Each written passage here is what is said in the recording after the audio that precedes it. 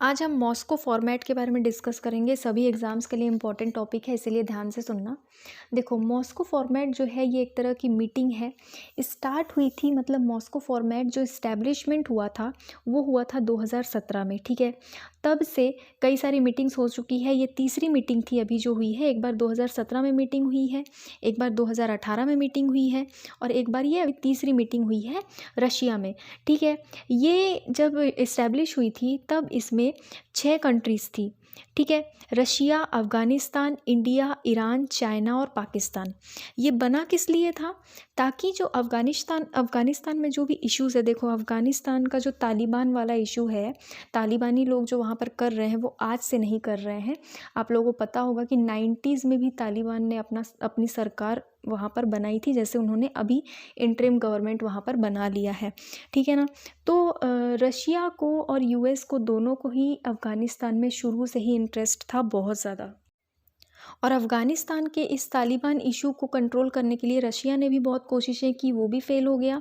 US ने भी कोशिश की और हमने सब ने देखा कि इतने सालों बाद यूएस ने खुद ही अपनी सेना को वहाँ से वापस बुला लिया। कोई भी फ़ायदा नहीं हुआ और जैसे ही सेना वापस आई, पूरी वापस आ भी नहीं पाई थी, आते टाइम ही तालिबानियों ने वहाँ पर फिर से अपना कब्ज़ा जमा लिया और अपनी सरकार बना ली। आई होप तालिबान के बारे में आपको सब कुछ पता हो।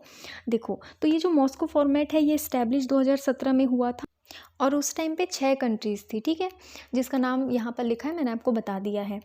तो अब जो ये जो मॉस्को फॉर्मेट अब होता है, इसमें कई सारी कंट्रीज़ ऐड हो गई हैं। मिडिल ईस्ट कंट्रीज़ हैं कुछ, कज़ाकिस्तान वगैरह इसमें ऐड हो गई हैं। तो अभी 6 से बढ़कर मेंबर्स, कुछ ज़्यादा मेंबर्स अब इसमें ऐड हो चुके हैं, ठीक है।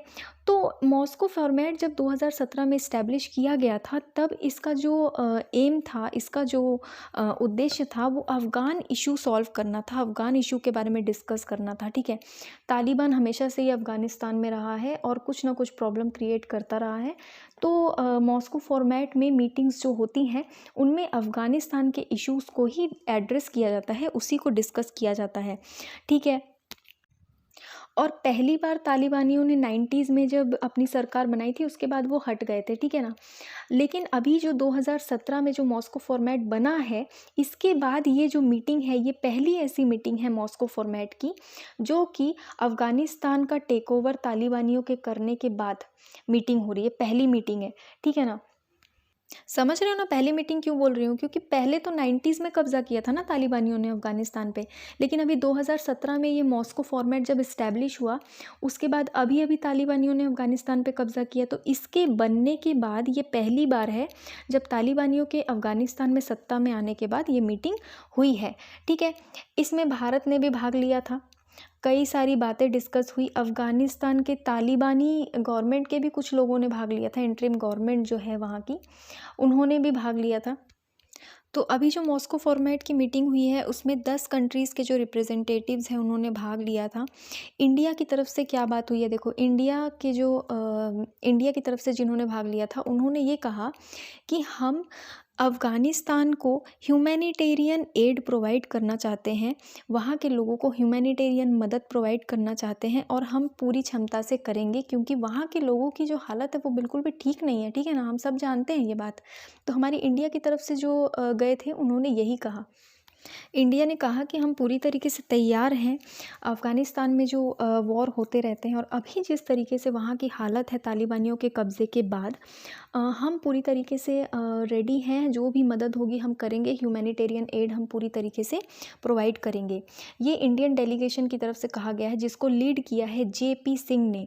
जेपी सिंह है joint secretary of Pakistan Afghanistan Iran division, जो कि मिनिस्ट्री ऑफ एक्सटर्नल अफेयर्स के अंडर आते हैं, ठीक है।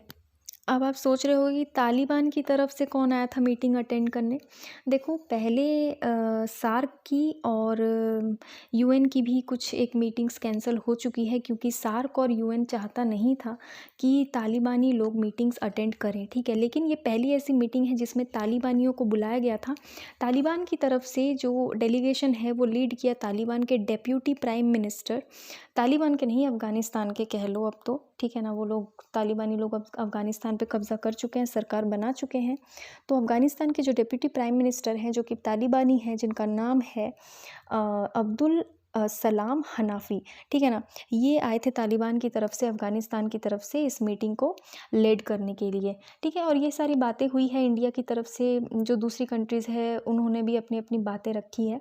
इससे पहले इंडिया की जो फॉर्मल मीटिंग हुई थी तालिबान के साथ, वो दोहा में हुई थी अगस्त 31 को इसी साल, ठीक है।